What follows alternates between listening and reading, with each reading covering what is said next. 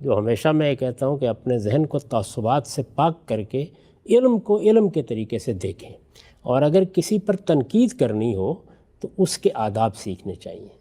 اس کے لیے بڑی ضروری چیز یہ ہے کہ جس شخص پر آپ تنقید کر رہے ہیں یہ جانے پہلے کہ اس کا موقف کیا ہے۔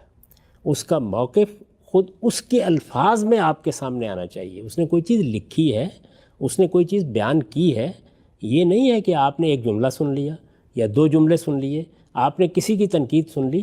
پہلے آپ پوری بات کو سمجھیں اور سمجھنے کا عمل اس دیانتداری کے ساتھ کریں کہ اس شخص کے سامنے بھی اپنی بات جب آپ رکھیں تو وہ پکار اٹھے کہ میرا موقف اس سے بہتر طریقے سے شاید میں خود بھی بیان نہ کر سکتا۔ جب آپ یہ بیان کر لیں اس کے بعد آپ بتائیں کہ اس میں کیا بنائے استدلال آپ نے متعین کی ہے اور اس میں کیا غلطی آپ دیکھتے ہیں۔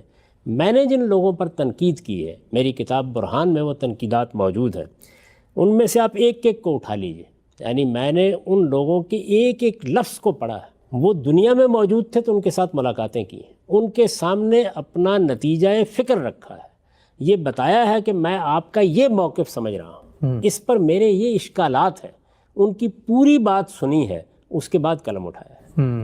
ہمارے ہاں اس معاملے میں کوئی شخص یہ بھی گوارا کرنے کے لیے تیار نہیں ہوتا کہ اس کے ذہن میں اگر ایک بات پیدا ہوئی ہے تو متعلق آدمی سے گفتگو کر لیں۔ اور آج کے زمانے میں جب کہ آپ دنیا کے جس حصے سے چاہیں فرد متعلق سے رابطہ پیدا کر سکتے ہیں، کوئی نہیں کرتا۔ ایک یہاں سے بات سنی، ایک وہاں سے بات سنی، ایک تاثر قائم کیا اور پھر اپنی تقریر شروع کر دی یا کچھ لکھنا شروع کر دیا۔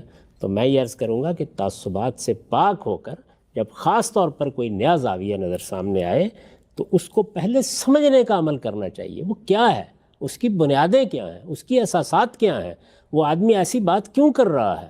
اگر اس نے آپ کے ہاں مانی ہوئی باتوں کے بارے میں کوئی دوسرا طریقہ اختیار کیا ہے تو اس کی بنیاد کیا ہے۔ ہمارے ہاں اس میں کیا کیا جاتا ہے، ایک تو سنی سنائی باتیں، ان کی تنقید کے بغیر ان کو قبول کر لیا جاتا ہے۔ یہ دیکھا ہی نہیں جاتا کہ اس آدمی نے یہ بات کہاں کہاں بیان کی ہے، کس کس جگہ اس کی توضیح کی ہے، اس کے کیا پہلو ہیں جن کو نمایاں کیا ہے۔ ان چیزوں کو دیکھنے کی کوئی زحمت گوارا نہیں کی جاتی، اور اس کے بعد آپ اپنے طور پر ایک تاثر قائم کرتے ہیں اور اس کو فلاں اور فلاں چیز سے لا علم قرار دے کے اس پر تبصرہ شروع کر دیتے ہیں۔ تو میں یہ گزارش کروں گا کہ یہ طریقہ ہمارے لیے بڑے زوال کا باعث بنا ہے، یعنی اس سے ہم علم کی دنیا سے دور ہو گئے ہیں۔ علم کی دنیا میں جینا ہے تو نقد و نظر کے آداب سیکھیے، اور نقد و نظر کے بارے میں کبھی کوئی منفی رائے نہیں قائم کرنی چاہیے۔ علم اسی طریقے سے ترقی کرتا ہے، اور اس میں خوشگوار ماحول میں گفتگو ہونی چاہیے۔ یعنی یہ جو طعن و تشنیع کا طریقہ ہے، جو استخفاف کا طریقہ ہے، یہ خود انسان کے لیے بھی اخلاقی لحاظ سے کوئی اچھی چیز نہیں۔ اور اس کا حاصل کیا ہوتا ہے؟ اس کا حاصل سوائے منافرتوں کے اور کوئی چیز نہیں ہوتی۔ اگر آپ علم کا سفر کرنا چاہتے ہیں تو پوری دیانتداری کے ساتھ اپنی رائے قائم کریں۔